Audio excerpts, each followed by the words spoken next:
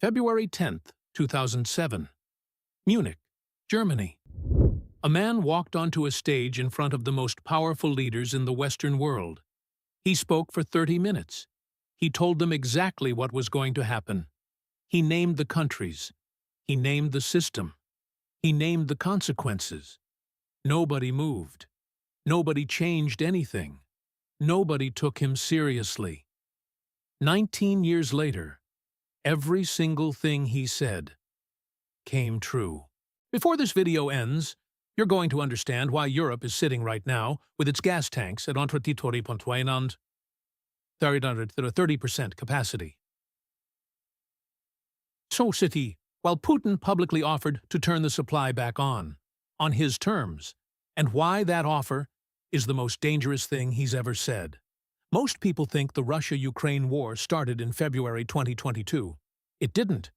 The war started in Munich in 2007 with words. Putin stood at the podium and said something no Western leader had ever said out loud. The unipolar world is over.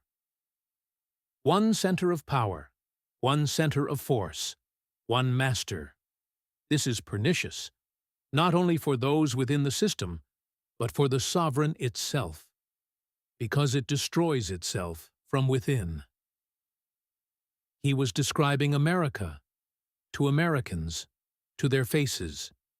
The room went quiet. Then, they went back to their cocktails, and Putin went back to Moscow, and he started building. Here's what nobody in that room understood. Russia had one weapon that no missile could match. Energy. In 2007, Russia supplied 45% of all European gas. Nearly half of the continent's heat, half of its factories, half of its electricity, half of its winter survival, all flowing through Russian pipes, all controlled from Moscow. That was not an accident. That was decades of deliberate infrastructure investment. Putin didn't build Nord Stream 1 because he wanted business. He built it because he wanted leverage. And leverage is only useful when you're willing to use it. Fast forward to 2021. Russia invades Ukraine. The West responds with sanctions, energy sanctions, financial sanctions, technology sanctions. They froze Russian assets. They cut Russian banks from SWIFT. They called it economic war. And they were right. It was economic war. But they made one critical miscalculation. They thought Russia needed Europe more than Europe needed Russia. They were wrong. Here's what happened next. Europe scrambled to find alternative gas sources, bought LNG from the US at 3 times the price, signed emergency contracts with Qatar, Norway, Algeria. By 2025, Russian gas was down from 45% to just 13% of EU imports. They thought they had won. They hadn't. Because while Europe was frantically replacing Russian gas, Russia was quietly replacing European customers.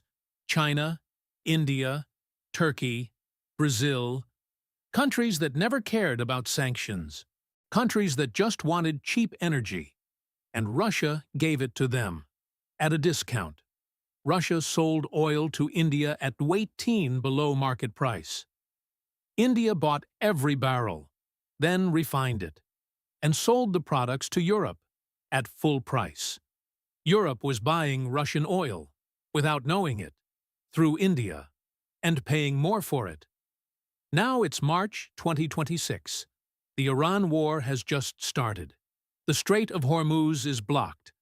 Qatar halted LNG exports. European gas prices surged nearly 50% in weeks.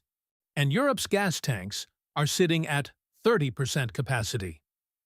In the middle of winter replenishment season, they need to reach 90% by November. That means injecting 549 billion cubic meters of gas in 8 months. With the Middle East on fire, with Qatar offline, with prices exploding, and Putin, on March 4, 2026, gave a televised interview. He looked at the camera and said, Perhaps it's more advantageous to stop supplying the European market right now. And then, we're ready to work with Europeans too, but we need signals that they're ready. Signals. That's diplomat language for remove the sanctions or freeze. Here's the part nobody is saying out loud. Europe still occurs, hasn't fully cut Russian gas. Despite everything, despite the war in Ukraine, despite 4 years of sanctions, despite political pressure, Russia still accounts for roughly 10% of EU gas imports. Today, Hungary runs on it, Slovakia runs on it, parts of Austria and Czech Republic run on it. And in a crisis, that number could go back up very fast. Because cold factories don't care about politics. Cold families don't care about politics. And European leaders know this. Putin knows they know this. That's the trap. Let's step back. What just happened over 19 years? Russia played the longest game in modern geopolitics. Step 1. Build infrastructure that makes Europe dependent. Nord Stream 1. Nord Stream 2. Brotherhood Pipeline. Decades of construction. Billions of dollars. Step 2. Let Europe get comfortable. Let them believe cheap Russian energy was permanent. Let them close nuclear plants. Let them delay alternatives. Step 3. Wait for a trigger. Ukraine was the trigger. But the real play was always energy. Step 4. When the sanctions came, pivot east. China, India, Turkey. Build new customers while Europe panics. Step 5. Wait for a second crisis. The Iran war, the Hormuz blockade, Qatar offline, European prices exploding. Step 6. Make the offer. Public, televised, calm. We're ready to work with you. That is not diplomacy. That is the closing move of a 19-year chess game. And Europe is sitting at the board, looking at an empty gas tank in winter, 2 roads from here. Road 1. Europe holds. They find enough LNG from the US and Norway. They reach 90% storage by November. They call it a victory. But the price of that victory?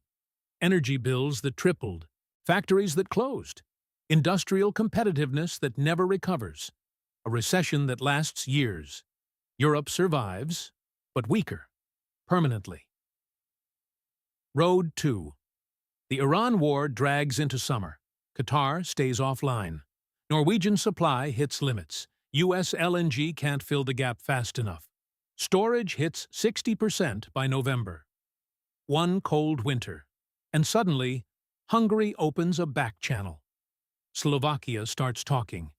Italy gets nervous. The sanctions coalition starts cracking. Not with a dramatic announcement, with a quiet phone call, with a trade agreement here, a pipeline reopened there. Russia doesn't need to win on the battlefield. It just needs to wait for the cold to do the work. Darterfrituis conclusion. Here's what this really is. This isn't a story about gas. This isn't a story about pipelines.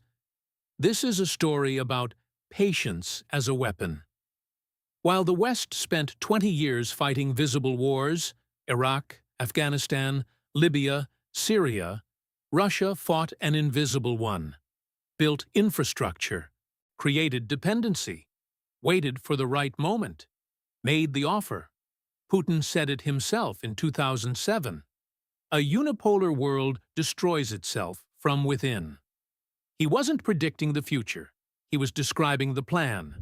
Europe's gas tanks are at 30%. The Strait of Hormuz is still blocked. Qatar is still offline. And Putin is still waiting by the phone. The question isn't whether Europe will call. The question is, how cold does it need to get first? This isn't over. It's barely started.